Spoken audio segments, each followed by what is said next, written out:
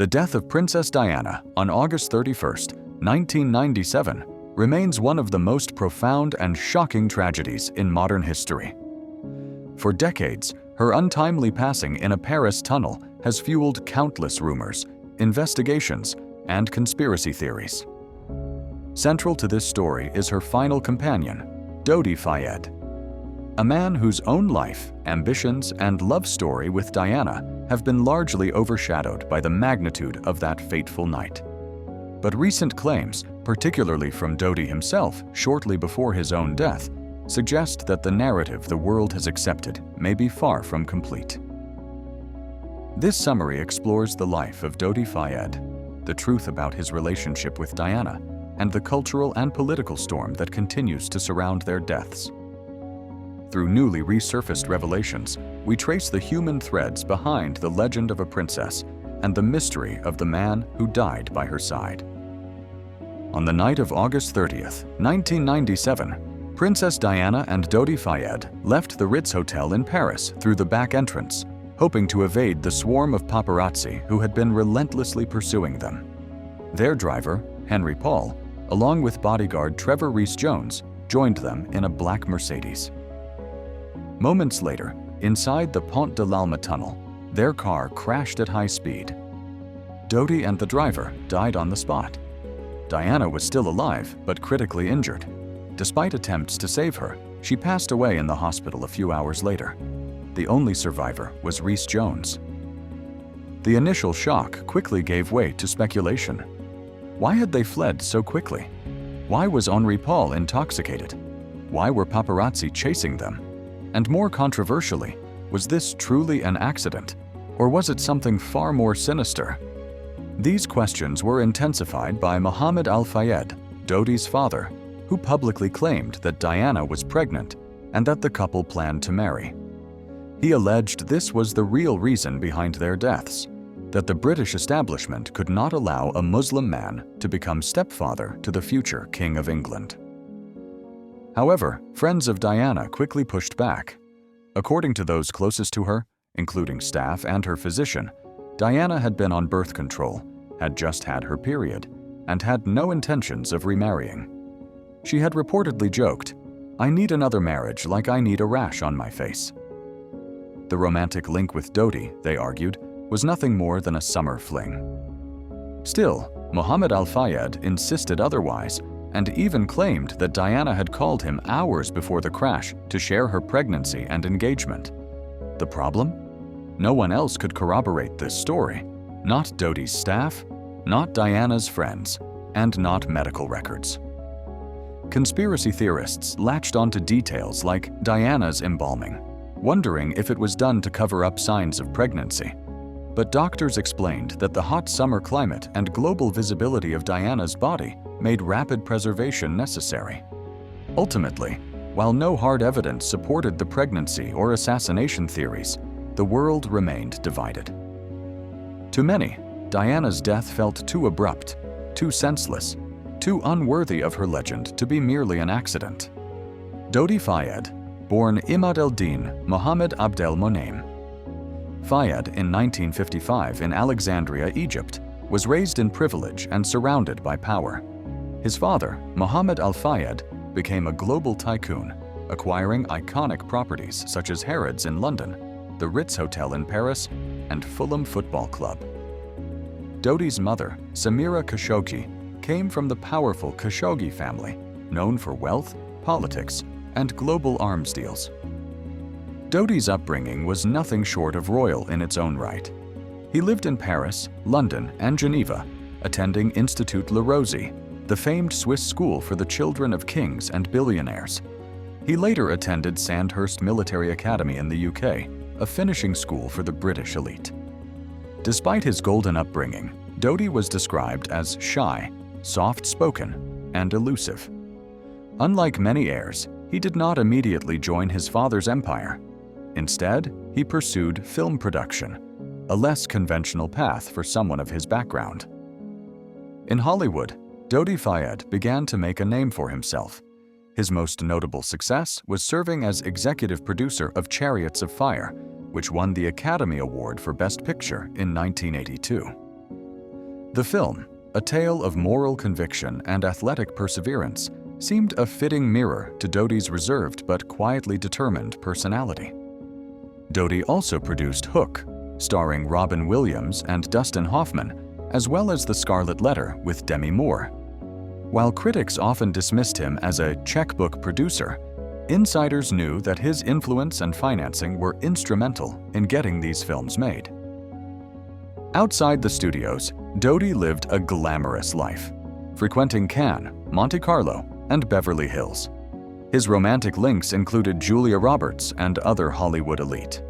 Yet despite the wealth and fame, he remained enigmatic. He rarely gave interviews, never courted media attention, and seemed more at home behind the scenes than in front of a flashbulb. In 1986, Dodi married American model Suzanne Gregard. The marriage lasted only 8 months. Friends claimed the relationship imploded under pressure, travel, and incompatibility. Post-divorce, Dodi resumed his bachelor lifestyle, but his relationships never seemed to last. Then came Kelly Fisher, another American model. This relationship was notably more serious. Dodi bought her a Malibu home and allegedly proposed, but as quickly as the engagement began, it unraveled. In summer 1997, Dodi was photographed with Princess Diana on his yacht, kissing her in the Mediterranean sunshine. Kelly, blindsided and humiliated, sued Dodi for breach of promise. That lawsuit, however, would never reach court. Days later, Dodi and Diana were dead.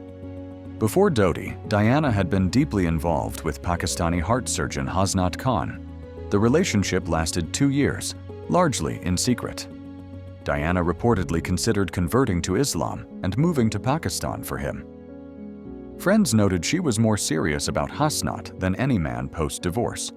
But the relationship ended because Hasnat could not tolerate the press and public pressure. He valued his privacy, and Diana's fame was simply too overwhelming. Unlike Dodi, who embraced luxury and visibility, Hasnat wanted a quiet life. Diana was devastated by the breakup. To some, her romance with Dodi was a rebound, a chance to provoke jealousy, especially from Hasnat. To others, it was a brief chapter of genuine joy. Either way, it was during this whirlwind romance that she lost her life. The public image of Diana and Dodi on a yacht, smiling and affectionate, captivated the world. The photograph of their kiss became one of the most published images of the decade. It signaled a transformation for Diana, from royal divorcee to a woman in control of her own life. Yet friends of Diana claimed the romance was not as serious as it seemed. There were no wedding plans, no talk of children. Dodi, by all accounts, was more enamored than Diana. Some believed she was simply enjoying her freedom, finally free from royal protocols, press obligations, and emotional restraints. Still, that summer changed how the world saw Diana. She appeared happy, luminous, empowered. And for that reason alone, many believed Dodi had brought something beautiful into her life, even if only for a moment. In the aftermath of the crash, investigations concluded that excessive speed, an intoxicated driver, and paparazzi pressure caused the fatal accident. No evidence supported assassination theories, yet doubts remained. Why was Henri Paul drinking on duty? Why wasn't Diana wearing a seatbelt? Why was their escape plan so poorly managed? And what of the MI6 rumors, the missing CCTV footage, and Al Fayed's allegations? An inquest in 2008 ruled the deaths as unlawful killing due to gross negligence. Still, no arrests were made. Theories persisted, not necessarily because of evidence, but because of disbelief. How could Diana, the most beloved woman in the world, die so senselessly? After the crash, the royal family faced enormous public backlash. The Queen was criticized for remaining silent too long. Prince Charles faced harsh scrutiny, and Camilla Parker Bowles, now Queen Consort, was again cast in Diana's long shadow. But over the years, public emotion softened. Diana became immortalized in documentaries, books, and tributes. Her humanitarian legacy, landmine campaigns, HIV advocacy, mental health awareness outshone the scandals of her personal life. Dodi, however, faded into the background. While Diana became a symbol, he became a footnote. Some felt this was unjust. He had loved her, protected her, and died with her. He had also tried, in his own way, to find a purpose beyond his fortune. Before his death, Dodi reportedly confided in close associates that his relationship with Diana was real. Not a staged affair, not a photo op.